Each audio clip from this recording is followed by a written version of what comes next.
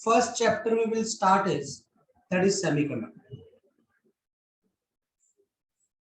NEET देखोगे 3 question NEET से आते ही आते हैं, 3 क्वेश्चन नीट में आते हैं, 1 से 2 क्वेश्चन जेईई मेन में आते हैं।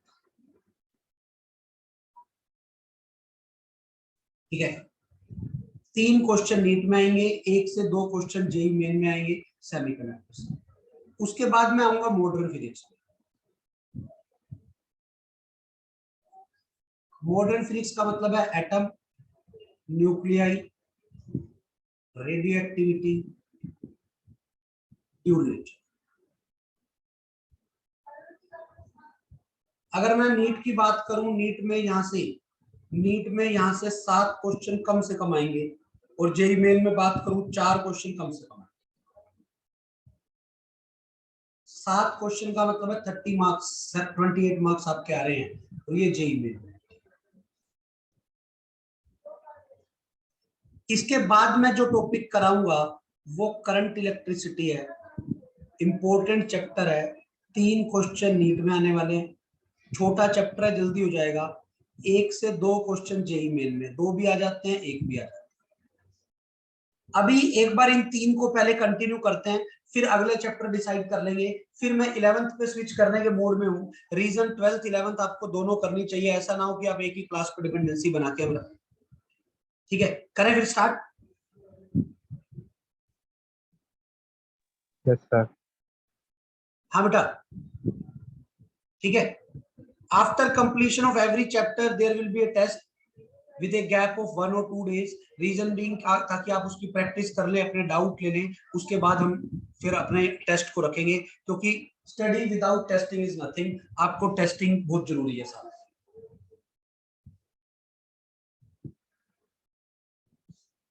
चैप्टर का नाम है सेमीकंडक्टर।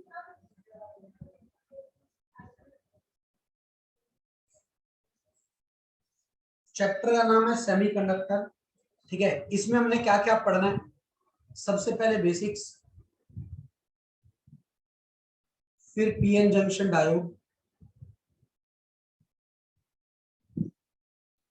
फिर स्पेशल डायोड्स।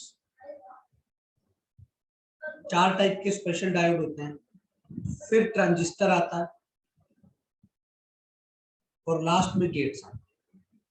आज मैं बेसिक कंप्लीट करूंगा, फिर एक लेक्चर में पीएन जंक्शन डायोड होगा, एक लेक्चर में special diode plus half wave rectifier होंगे, एक में गेट और एक में ट्रांजिस्टर। 5 है, कोशिश करूंगा 4 लेक्चर में सारा करा दूं। ठीक है, कराऊंगा इस वे में कि अगर आप सिर्फ मेरी क्लास में ध्यान दे लोगे, उसके बाद सीधा क्वेश्चन प्रैक्टिस पे भी जंप कर जाओगे, तो आपको दिक्कत नहीं आएगी। बेटर है आप चीजों को पढ़ के बैठे पहले से, ठीक है, तो ज्यादा बेटर रहेगा। तो ठीक है, तो देखते हैं। सबसे पहले बेसिक स्टार्ट कर रहा हूँ। 3 टाइप के मटेरियल होते हैं बेटा, एक कंडक्टर, एक इंसुलेटर, एक सेमीकंडक्टर। कंडक्टर, इंसुलेटर और सेमीकंडक्टर में क्या फर्क होता है? आपको तीनों चीजों की के डिफरेंसेस पता होने चाहिए कि इन तीनों में क्या क्या फर्क होता है। थोड़ा ध्यान से ढंग से समझेंगे। ठीक है, what do you mean by conductor? Conductor have high conductivity, insulator have low conductivity, and semiconductor have moderate conductivity.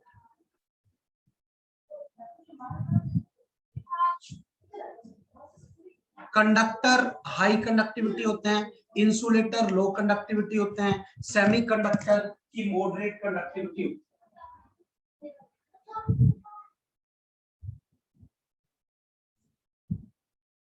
है। बेटा क्लियर है?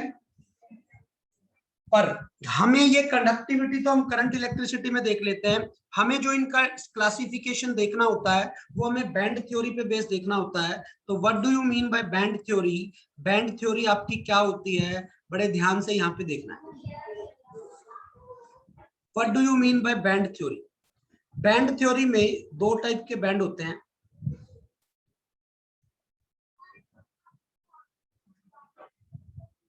एक हमारे पास वैलेंस बैंड होता है,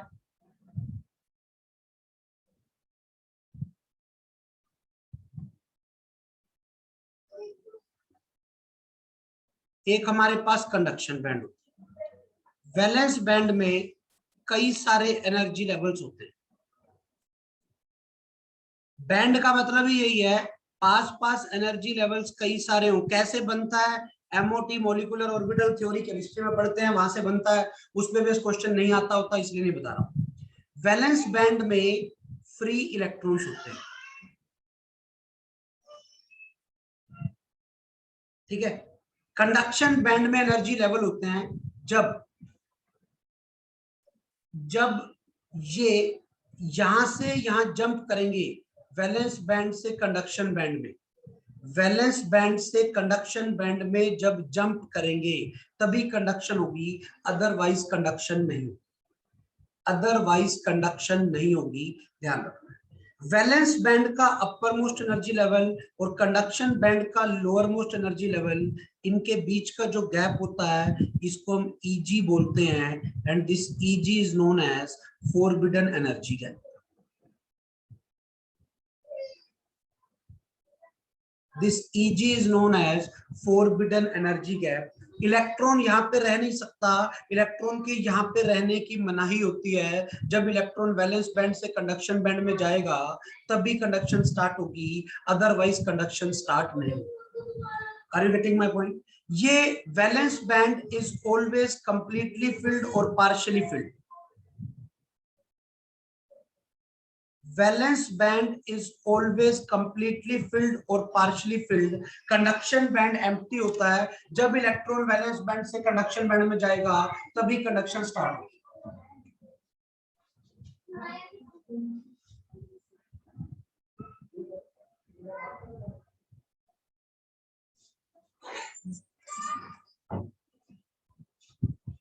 हाँ बेटा, समझ में आ गया मैं क्या कह रहा हूँ? Whenever electron will jump from valence band to conduction band, then only conduction will start, otherwise conduction will not start. ये बैंड थ्योरी होती है, ठीक है। तो अब हमें इस पे बेस सारी चीजें देखनी है कि कैसे क्या होता है क्या नहीं।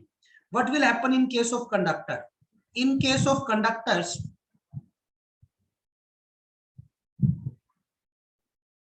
valence band is completely filled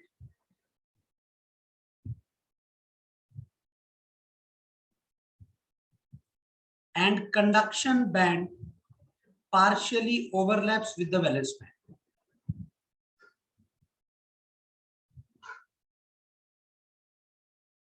conduction band valence band के साथ पार्शियली ओवरलैप करता है।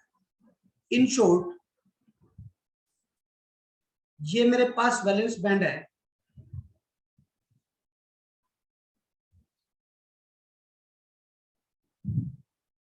जिसमें हमारे पास फ्री इलेक्ट्रॉन्स होते हैं।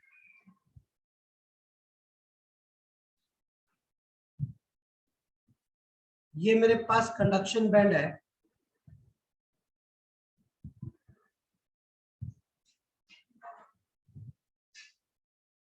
ठीक है। अच्छा, गड़बड़ बना रहे हैं। इसमें ये दोनों पार्शियली ओवरलैप करते हैं। अब अगर मुझे पार्शियली ओवरलैप कराने हैं, ध्यान से समझना, तो कंडक्शन बैंड ये बनेगा।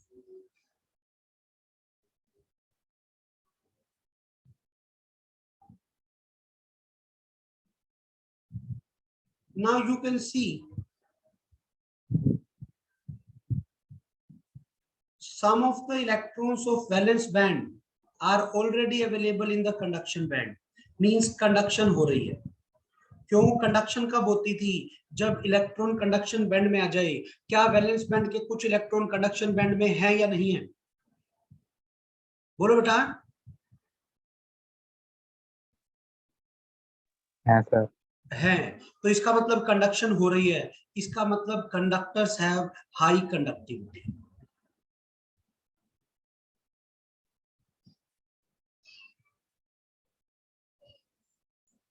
दूसरी चीज, what is the band gap in case of conductor? कोई गैप ही नहीं है, band gap is 0 in case of conductors. कोई doubt?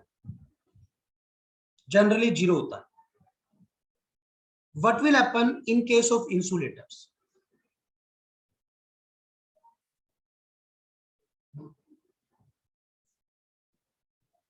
In case of insulators,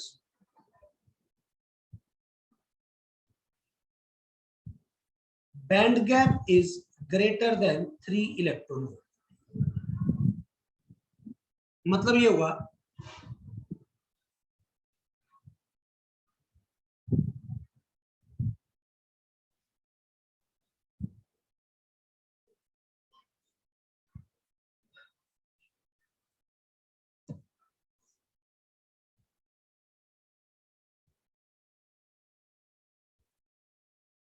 ये मेरे पास वैलेंस बैंड है जिसमें कुछ एनर्जी लेवल्स है जिसमें कुछ इलेक्ट्रॉन्स अवेलेबल है।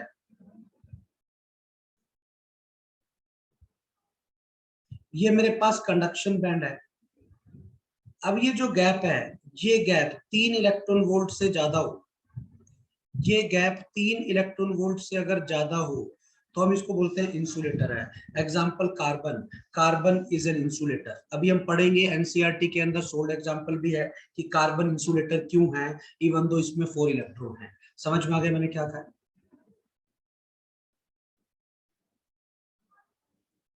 What will happen in case of semiconductors? In case of semiconductor, band gap is greater than 0 but less than 3 electron. मतलब क्या हुआ कि अगर मैं यहां पर बनाऊं बैंड्स,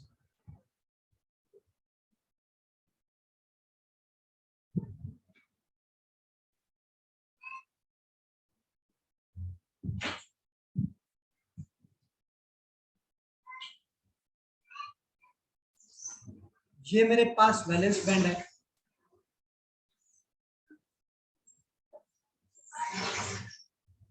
जिसमें कुछ फ्री इलेक्ट्रॉन्स हैं, ठीक है। ये जो बैंड गैप है, ये मेरे पास कंडक्शन बैंड है, ये मेरे पास कंडक्शन बैंड है। एक मेरे पास वैलेंस बैंड है, एक कंडक्शन बैंड है, और ये बैंड गैप 0 से 3 इलेक्ट्रॉन वोल्ट के बीच का होता है, जो आपको पता होना चाहिए। अब होगा क्या, बड़े ध्यान से समझना। At room temperature, at absolute zero temperature, पहले at absolute zero temperature electrons will not be able to jump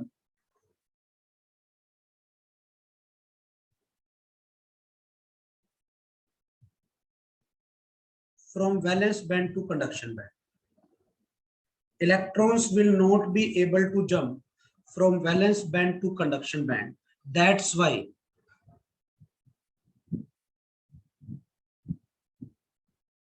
a semiconductor behaves as perfect insulator at 0 Kelvin.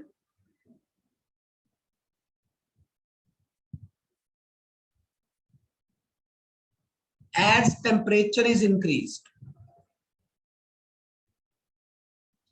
जैसे ही हम टेम्परेचर बढ़ाते हैं क्या होगा, इन इलेक्ट्रॉन्स को एनर्जी मिलेगी और ये यहां से यहां जंप कर जाएंगे। वैलेंस बैंड से कंडक्शन बैंड में ये इलेक्ट्रॉन जंप करेंगे। तो एज टेम्परेचर इज इंक्रीज, जब हम टेम्परेचर को इंक्रीज करते हैं, electrons will get energy and jump from valence band to conduction band and semiconductor starts conducting. अब आप एक चीज, यहां से आपको एक बहुत अच्छा रिजल्ट पता लगा, जिसपे बेस अभी तक 3 बार क्वेश्चन आया हुआ है। बड़े ध्यान से, क्या रिजल्ट पता लगा कि as temperature is increase,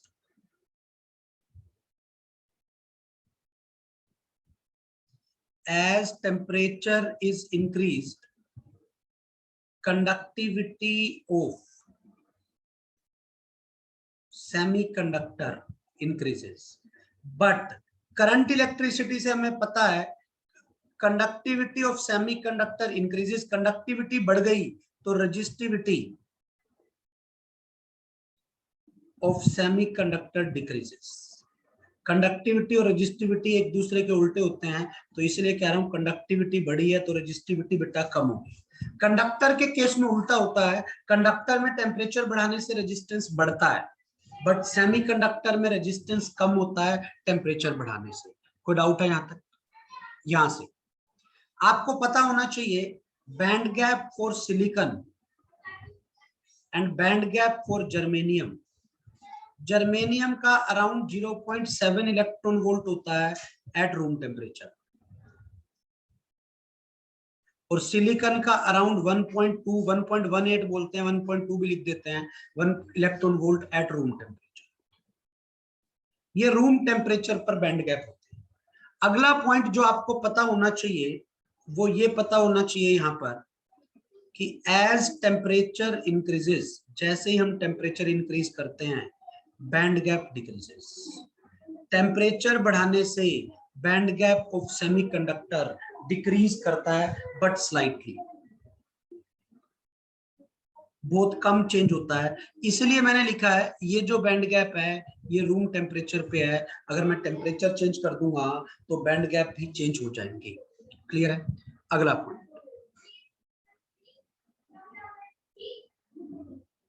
next point बड़े ध्यान से यहां पे समझना, ठीक है? देखो ध्यान से। अब अगला पॉइंट जो है हमारे पास, ये बैंड गैप से रिलेटेड ये वाले पॉइंट थे जो आपको ये पता होने चाहिए। जितने भी 14 ग्रुप एलिमेंट्स होते हैं,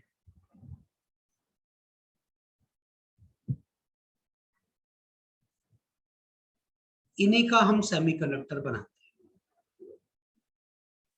जितने भी 14 ग्रुप एलिमेंट्स होंगे इन्हीं का हम सेमीकंडक्टर बनाते हैं। कोई डाउट? तो यहां से क्या क्या बना 14 ग्रुप एलिमेंट्स की अगर मैं बात करूं, 14 ग्रुप एलिमेंट के नाम बताओगे फटाफट केमिस्ट्री में? Carbon, silicon, germanium, gallium. Argon, silicon, germanium और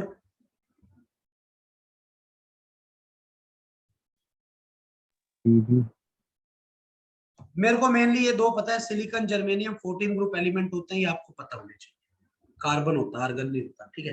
वो गलती से लिख दिया, ठीक है? अब बड़े ध्यान से समझना, ये 14 ग्रुप एलिमेंट है जिसमें 4 वैलेंस इलेक्ट्रॉन।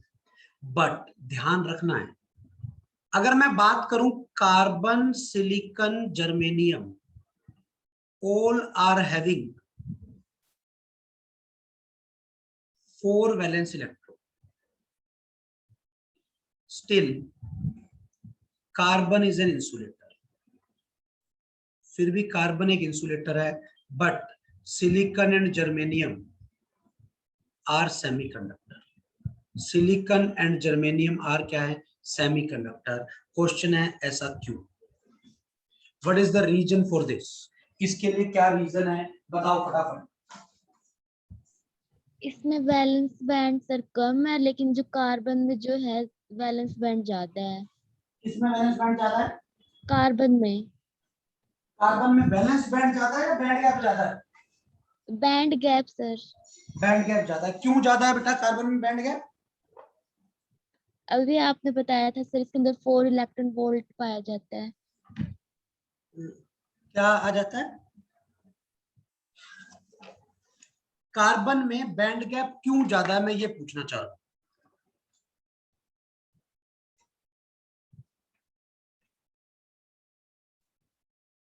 कोई एक्सप्लेनेशन थोड़ी बहुत आसपास कहीं कुछ पढ़ा हुआ हो पहले?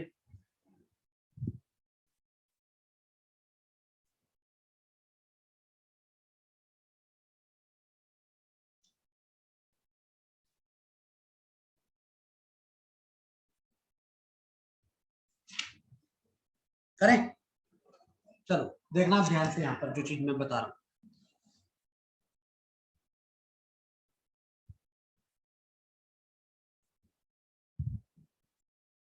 कार्बन में 6 वैलेंस इलेक्ट्रॉन है। अगर मैं कॉन्फ़िगरेशन लिखूं 1s2 2s2 2p2, पता है? बोलो। सिलिकॉन की लिखो 1s2 2s2 2p6 3s2 3p2, पता है क्या? Yes sir. बोलो बेटा, अरे बोलो। Yes sir. Yes sir. Germanium का नंबर क्या होता है? Atomic number? 32। 32। बनाना क्या होता है मुझे नहीं पता, मैं तो वैसे पूछ रहा हूँ। 1s2 2s2 2p6 3s2 3p6, और क्या होगा आगे? बोलो आगे क्या आएगी configuration?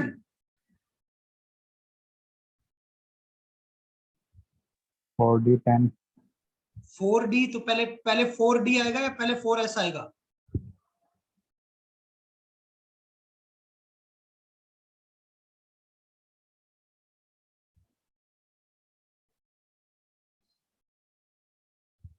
Four S to 3d10, 3 इसे d होता है क्या इसमें 3 में? Yes sir. ठीक है, और फिर 4p2 ऐसे करके कुछ आएगी, वो लिख लेना आप अपने आप। इसमें भी 4 वैलेंस इलेक्ट्रॉन है, ठीक है, इसमें भी 4 हैं, इसमें भी 4 है। कार्बन में 4 वैलेंस इलेक्ट्रॉन कौन से ऑर्बिट में है? बेटा केमिस्ट्री से कॉन्फ़िगरेशन लिखनी है, मैं केमिस्ट्री नहीं पढ़ा रहा हूं, वो बेसिक सी चीजें केमिस्ट्री में पढ़ी हुई है। कार्बन में 4 वैलेंस इलेक्ट्रॉन कौन से ऑर्बिट में है? फर्स्ट में, सेकंड में, थर्ड में? सेकंड। सेकंड में। और सिलिकॉन में कौन से में? थर्ड में। थर्ड में। जर्मेनियम में कौन से में? फोर्थ में। फोर्थ में। कहां से इलेक्ट्रॉन बाहर निकालने इजी है? थर्ड और फोर्थ से। As compare to second, third और फोर्थ से इजी हैं, इसीलिए बैंड गैप कार्बन का ज्यादा होता है, कार्बन से कम सिलिकॉन का होता है, और सिलिकॉन से कम जर्मेनियम का होता है। क्यों? क्योंकि इलेक्ट्रॉन जितने न्यूक्लियस से दूर होंगे, न्यूक्लियस का अट्रैक्शन उतना ही कम होगा, और इलेक्ट्रॉन वहां से बाहर निकलने और भी इजी हो जाएंगे। और कार्बन का इतना ज्यादा बैंड गैप आ जाता है कि ये वाला बैंड गैप कार्बन का ये 3 इलेक्ट्रॉन वोल्ट से भी ज्यादा हो जाता है, इसलिए कार्बन एक इंसुलेटर की तरह बिहेव करता है, सेमीकंडक्टर की तरह बिहेव नहीं करता। कोई डाउट? No sir. बोलो, अरे क्लियर है क्या? Yes sir. Yes sir. Next point, एक अलग से पॉइंट होता है, what do you mean by Fermi energy. एक लेवल होता है जिसको बोलते हैं Fermi energy. It is the energy, maximum energy that an electron can have at 0 Kelvin। 0 kelvin पर एक इलेक्ट्रॉन ज्यादा से ज्यादा कितनी एनर्जी रख सकता है, उस एनर्जी को फर्मी एनर्जी बोलते हैं। अब आप एक चीज सोचो, अगर मैं सेमीकंडक्टर की बात कर रहा हूं, ये वैलेंस बैंड है जहां पर इलेक्ट्रॉन्स अवेलेबल है, और यहाँ कोई कंडक्शन बैंड है।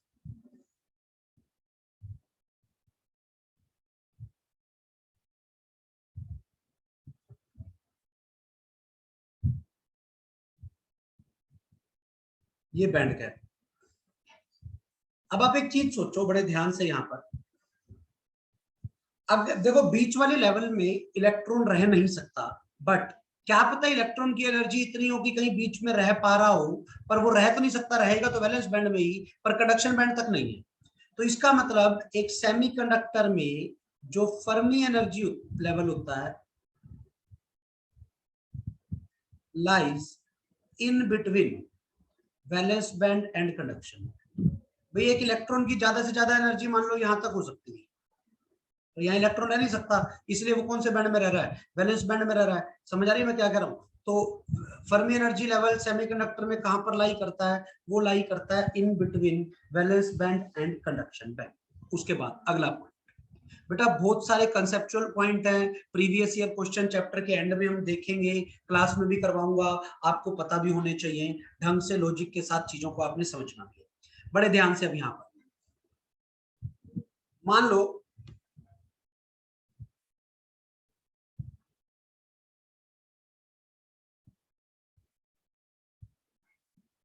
ये मेरे पास कंडक्शन बैंड है, ये मेरे पास वैलेंस बैंड है।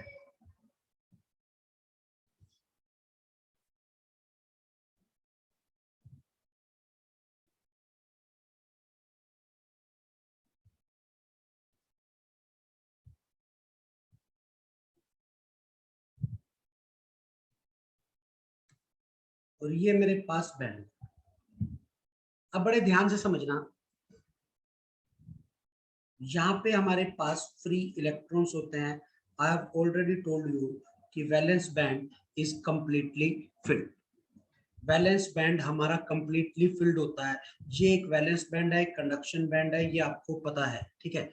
अब मेरा क्वेश्चन ये है कि मान लो इलेक्ट्रॉन को अगर किसी भी मटेरियल को कंडक्शन स्टार्ट करनी है तो इलेक्ट्रॉन को जंप करना है वैलेंस बैंड से कंडक्शन बैंड, इलेक्ट्रॉन को जंप करना है वैलेंस बैंड से कंडक्शन बैंड। और जब भी आपका इलेक्ट्रॉन वैलेंस बैंड से कंडक्शन बैंड में जंप करेगा, जब भी आपका इलेक्ट्रॉन वैलेंस बैंड से कंडक्शन बैंड में जंप करेगा, तो उसको जो एनर्जी चाहिए वो यहाँ से यहाँ तक की एनर्जी चाहिए, या यहाँ से यहाँ की चाहिए, या यहाँ से यहाँ की चाहिए। समझ रहे हो मैं क्या कह रहा हूँ? या यहाँ से यहाँ की चाहिए। मतलब कंडक्शन तभी स्टार्ट होगी जब इलेक्ट्रॉन वैलेंस बैंड से कंडक्शन बैंड में जंप, और एनर्जी उसको जंप करने के लिए जो एनर्जी चाहिए, एनर्जी रिक्वायर्ड जो है, should be greater then the band. जो एनर्जी चाहिए वो बैंड गैप से ज्यादा होनी चाहिए, कोई डाउट, और इक्वल होनी चाहिए। समझ आ गई मैंने क्या कहा है? बोलो। Yes sir. अब कई तरीके होते हैं, ध्यान से समझना। अब सपोज इस पे बेस भी आया हुआ क्वेश्चन है, energy is provided by a photon. Photon ने एनर्जी देनी है, तो hc बाय लैम्डा होती है फोटोन की energy, should be greater than और इक्वल टू Eg। तो यहां से जो लैम्डा आ गया,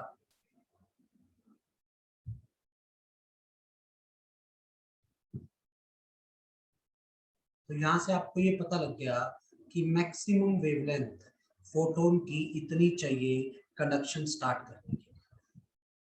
ऑन द सेम लाइन कई बार क्या होता है बेटा, वेवलेंथ की टर्म में बात ना करके फ्रीक्वेंसी की टर्म में बात होती है। इंसिडेंट एनर्जी आपको बैंड गैप से ज्यादा चाहिए, मतलब h nu incident should be greater than और इक्वल टू बैंड गैप, तो nu incident should be greater than और equal to band gap by h।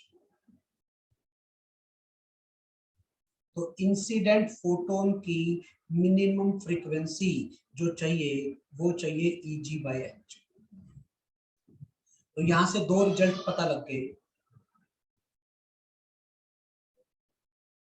To generate electron hole pair, electron hole pair तभी बनता है जब conduction start हो in semiconductor with the help of light. Photon कह लो या लाइट कह लो, incident energy should be greater than और equal to Eg। Without incident energy should be greater than और इक्वल टू Eg। दूसरा, maximum wavelength should be hc by Eg। ये बहुत इंपॉर्टेंट रिजल्ट है, डायरेक्ट चीज याद रखनी है, 12400 बाय Eg इन वोल्ट, Eg इन इलेक्ट्रॉन वोल्ट। ये hc की वैल्यू आती है बेटा, Eg इन इलेक्ट्रॉन वोल्ट, ये एंगस्ट्रॉम में रिजल्ट आएगा, याद रखना है। आपको बेटा पता होना चाहिए कि जो hc की वैल्यू होती है वो होती है 12400 इलेक्ट्रॉन वोल्ट एंगस्ट्रॉम। कुछ बुक 12420 लिख देती है, कुछ 12430 लिख देती है, कुछ 12380 लिख देती है। वो कैलकुलेशन देख लेंगे कि आसपास कौन सा है, उसे कैंसिल करने के लिए कर दूंगा मैं, ठीक है। और फ्रीक्वेंसी जो चाहिए वो मिनिमम, वो इतनी चाहिए Eg बाय h। अच्छा, एक चीज आपको ये भी पता होनी चाहिए कि एक इलेक्ट्रॉन वोल्ट में 1.6 into 10 to the power -19 joule. हाँ जी, समझ में आ गया मैंने क्या कहा है? बोलो बेटा। इलेक्ट्रॉन होल पेयर जनरेट करने के लिए हमें ये सारी टर्म्स चाहिए, तभी कंडक्शन स्टार्ट होगी। कोई डाउट? क्लियर है यहां तक? उसके बाद पहले इन पे बेस क्वेश्चन देख लेते हैं, प्रीवियस ईयर क्वेश्चन से ही क्वेश्चन करा देता हूं।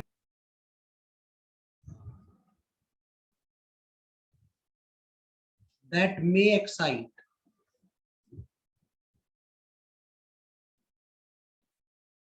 an electron in valence band of diamond to conduction band. ठीक है, the band gap is, band gap दिया हुआ है 5.5 इलेक्ट्रॉन वोल्ट। अब देख लो कैसे करना है, अपने को क्या निकालनी है, बोलो बेटा, अरे क्या निकालना है? Wavelength sir. वेवलेंथ का क्या फॉर्मूला लगाऊं? सीधा सीधा 12400 by band gap, band gap is 5.5 angstrom. तो आ गया 124 बाय 5.5 इंटू 100 एंगस्ट्रॉम। सोल्व कर लो, किस पे जाएगा?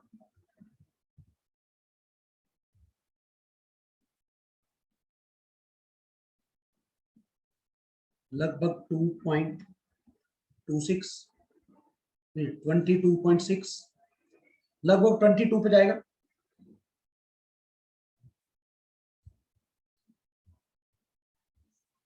सोल्व करूंगा तो ये मेरा रिजल्ट है। बोलो बेटा। Yes sir. इसको नैनोमीटर में मैं ऐसे भी लिख सकता हूँ, कोई डाउट?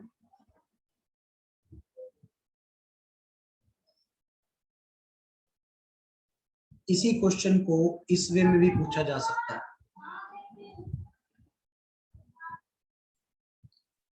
ऐसा था, इलेक्ट्रिकल कंडक्टिविटी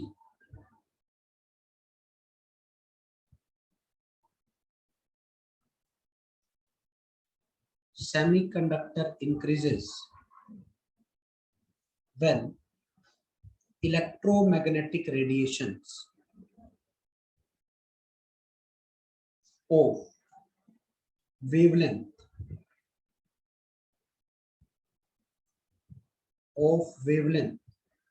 shorter than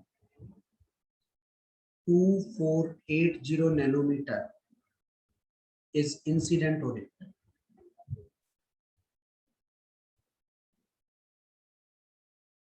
ठीक है, find the band gap in electron volt for semiconductor. फटाफट करना ट्राई, ऑप्शंस भी दे देता हूं, 0.9, 0.7, 0.5, 0.1। क्विकली फटाफट ट्राई करके आंसर। आपका जो बैंड गैप आया that is 1240 by lambda, this is 1240 by 2480, this is half electron volt which is 0.5 electron volt. कोई डाउट? लॉजिक समझ में आ गया क्या है?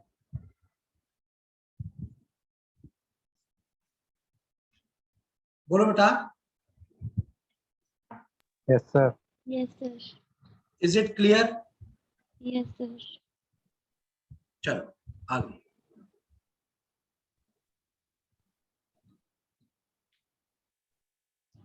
Next is intrinsic semiconductor.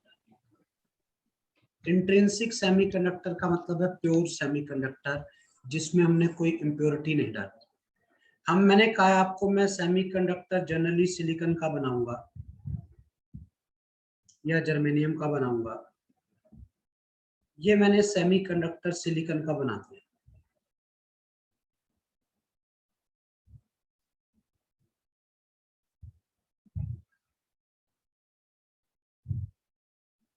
Silicon में हमें पता है कितने वैलेंस इलेक्ट्रॉन होते हैं, बोलो, अरे बोलो।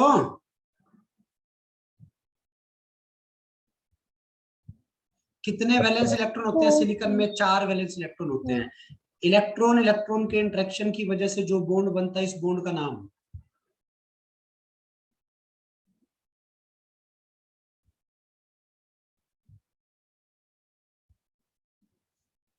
इलेक्ट्रॉन इलेक्ट्रॉन के इंटरेक्शन की वजह से जो बॉन्ड बनता है, Covalent bond, sir. इस बॉन्ड का नाम होता है कोवलेंट बॉन्ड।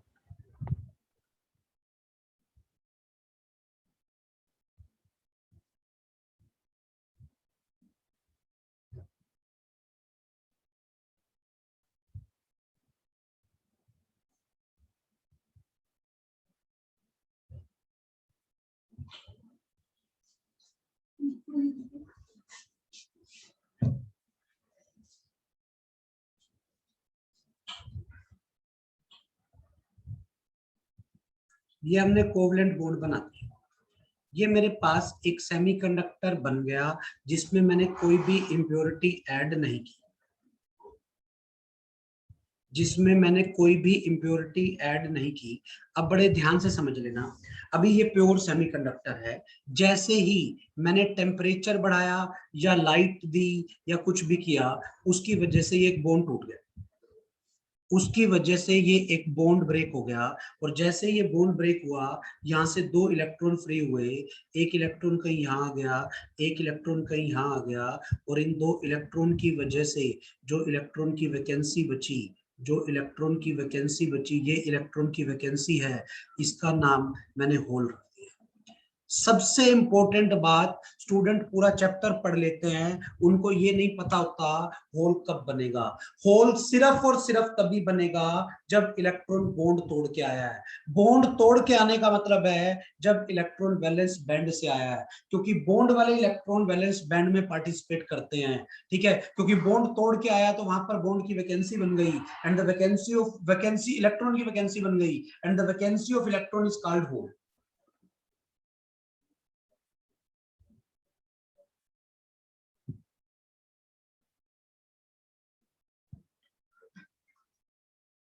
इलेक्ट्रॉन की वैकेंसी को हम होल बोलते हैं।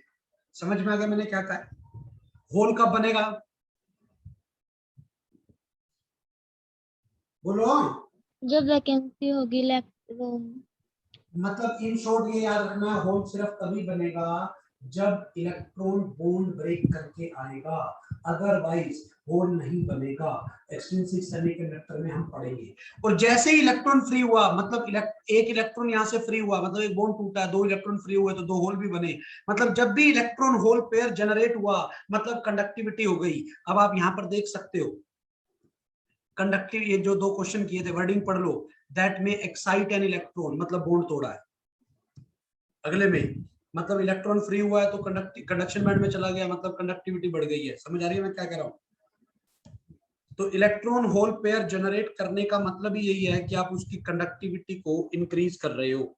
समझ में आ रहा है मैंने क्या कहा है? अब बड़े ध्यान से यहाँ पे समझ लेना कि इसमें कितने कितने इलेक्ट्रॉन है और कितने होल है प्योर सेमीकंडक्टर में। बोलो, जितने इलेक्ट्रॉन है उतने ही होल हैं। तो Ne is equal to NH is equal to Ni। मैं नहीं कह रहा हूं ये नंबर ऑफ इलेक्ट्रॉन है, this is number of electrons per unit volume. ठीक है, this is the concentration of electron and hole. ठीक है, Ne is number of electrons per unit volume. Electrons भी नहीं बोलने चाहिए, ये कौन से इलेक्ट्रॉन हुए? Free electrons per unit volume, जो फ्री हो गए। ये क्या है? नंबर ऑफ होल्स पर यूनिट वॉल्यूम। और ये क्या है? This is intrinsic charge concentration.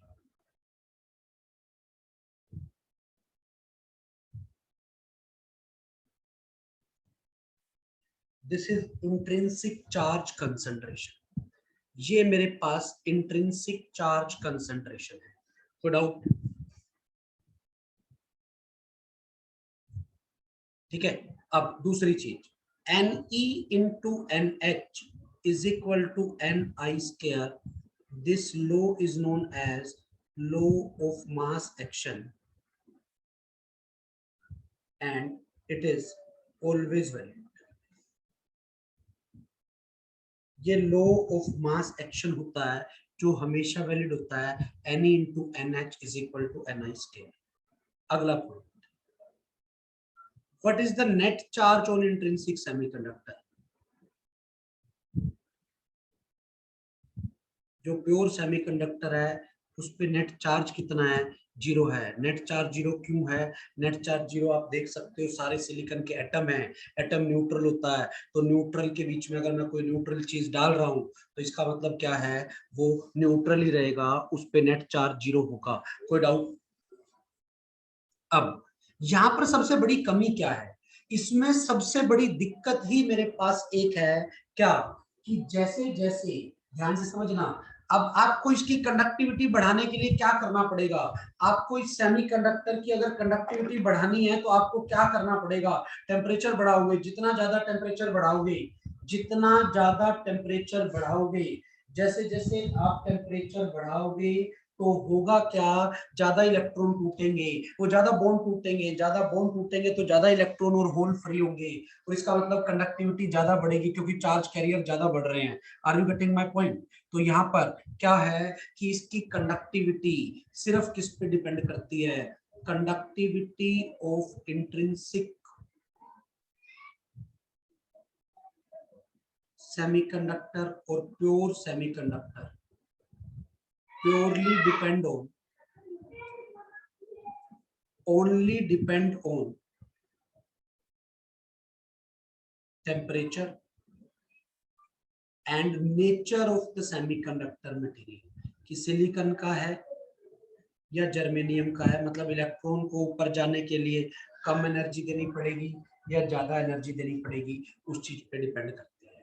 दूसरा पॉइंट यहाँ पर एक, ये जो Ni मैंने लिखा ये डिपेंड करता है T की पावर 3/2 एंड E की power -Eg/2 kBt for intrinsic semiconductor.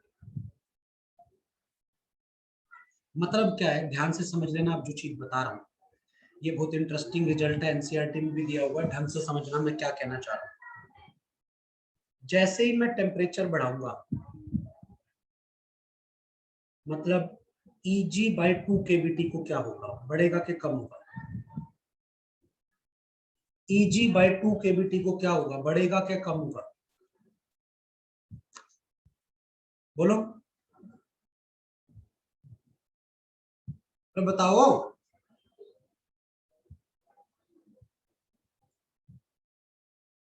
Temperature बढ़ाने से Eg/2 kBt बढ़ेगा या कम होगा?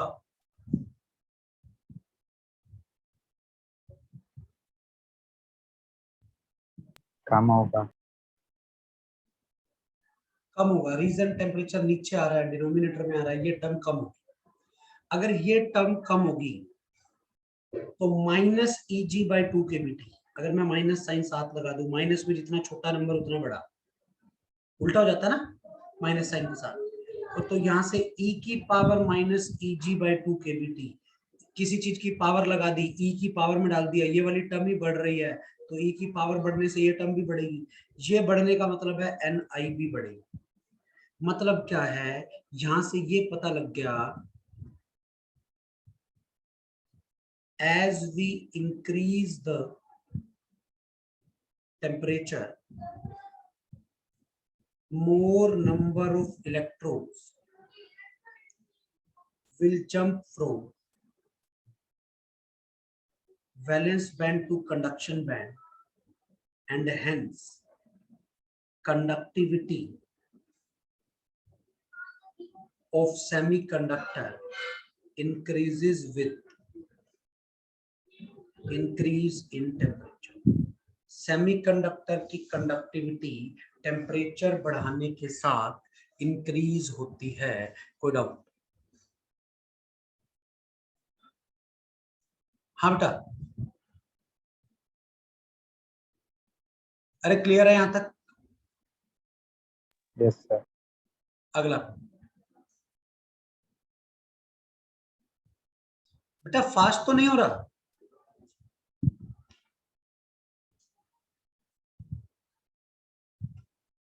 बताओ, फास्ट तो नहीं लग रहा? No sir.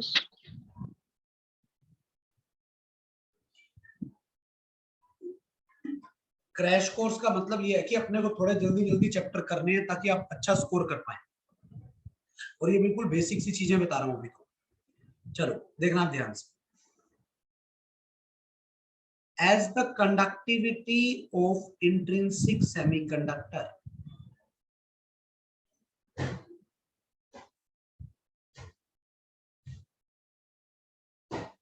is low and depend only on temperature,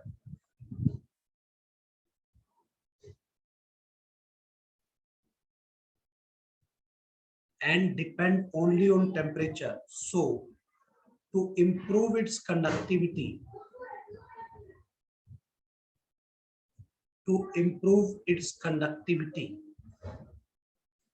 we will add some impurity in it. The process of adding the impurity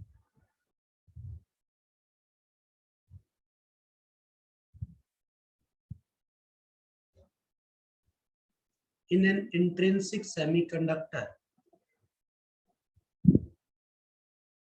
to improve its conductivity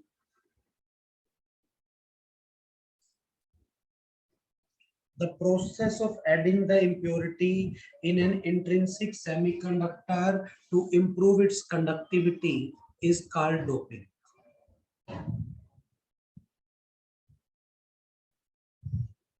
The semiconductor so obtained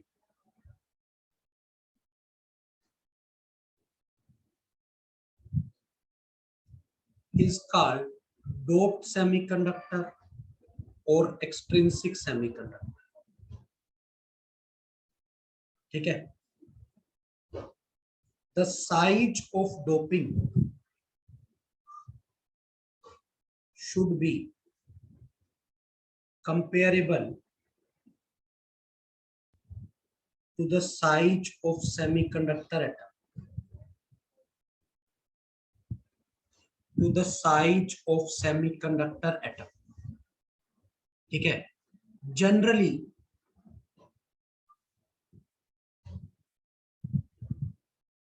doping is done in 10 to the power 6 ratio 1. मतलब 10 की power 6 atom semiconductor के silicon के एक atom impurity का. मैंने कहा 10 की power 6 ratio 1 है.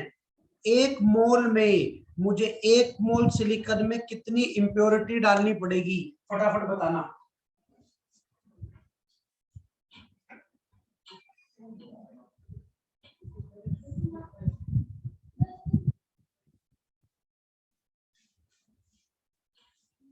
एक मोल के अंदर हमें कितनी इम्प्योरिटी डालनी पड़ेगी?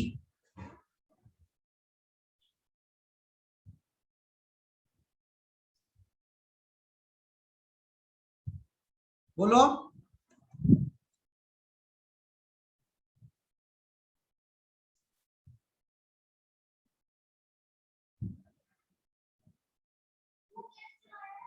हाँ बेटा, अरे बता दो, एक मोल में कितने एटम होते हैं?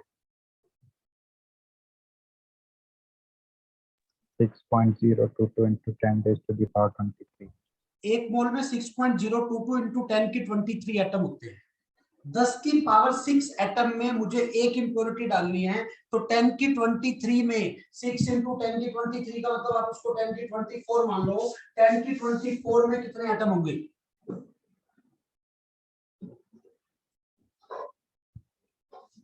मान लो आप 10 की 24 है, कितने एटम चाहिए होंगे फिर? 10 की पावर 18. 10 की पावर 18. मोस्टली स्टूडेंट बोलते हैं 4 चाहिए होंगे. 10 की पावर 6 में 1, तो 10 की 24 में 4. नहीं बेटा, रेशो सेम करनी है. आप समझ लो ध्यान से, ये 10 की पावर 6 रेशो 1 है. अगर आपको वही रेशो चाहिए और यहाँ आपको 10 की 24 करना है, तो रेशो सेम करने के लिए यहाँ 10 की 18 करना पड़ेगा. कोई डाउट?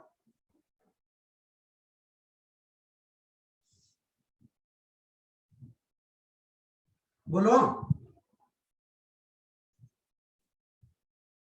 अरे समझ आ गई मैंने क्या कहा है? ये इतनी इम्प्योरिटी एटम डलेंगे. दूसरा, 2 टाइप की इम्प्योरिटी हम डालते हैं. 2 टाइप की हम इम्प्योरिटी डालते हैं, या तो ट्राइवेलेंट या पेंटावेलेंट. ऐसा क्यों? क्योंकि मैं आपको ऑलरेडी बता चुका हूं कि सेमीकंडक्टर 14th ग्रुप एलिमेंट का बनाते हैं. 14th ग्रुप एलिमेंट का बनाते हैं. ठीक है? तो अब यहाँ पे आपको इम्प्योरिटी का साइज उसी के साइज के आसपास चाहिए, तो 13 या 15th ग्रुप एलिमेंट डालोगे. ट्राइवेलेंट का मतलब एल्यूमिनियम. पेंटावेलेंट का मतलब क्या हो गया बेटा? बताओ. फॉस्फोरस. आपको कुछ नाम याद होने चाहिए. आर्सेनिक डाल दूं, बिस्मथ डाल दूं, ये आपको चेक करने पड़ेंगे केमिस्ट्री से कि ये ट्राइवेलेंट में आते हैं क्या पेंटावेलेंट में। मैं जनरली ये दो एग्जांपल लेता हूं, एक एल्यूमिनियम, एक आर्सेनिक, बिस्मथ, ठीक है, एंटीमनी। ये तीन आपको जरूर चेक करने हैं कि ये किस में आते हैं, ट्राइवेलेंट में क्या पेंटावेलेंट में, क्योंकि इन नाम के साथ डायरेक्ट क्वेश्चन आता है। कोई डाउट? No sir. ठीक है। अब एक्सट्रिंसिक सेमीकंडक्टर हम कल करेंगे, एक दो दिन के बाद बेटा मैं थोड़ा सा टाइमिंग इंक्रीज करूंगा, ठीक है, 15 मिनट का टाइम हम इंक्रीज करेंगे, या तो लास्ट में या पहले, वो मैं आपको इन्फॉर्म कर दूंगा। अभी एक दो दिन अपनी आपकी एक ही क्लास 9 से 10 की ही क्लास है। किसी को आज वाली क्लास में कोई डाउट, कोई चीज नहीं समझ में आई?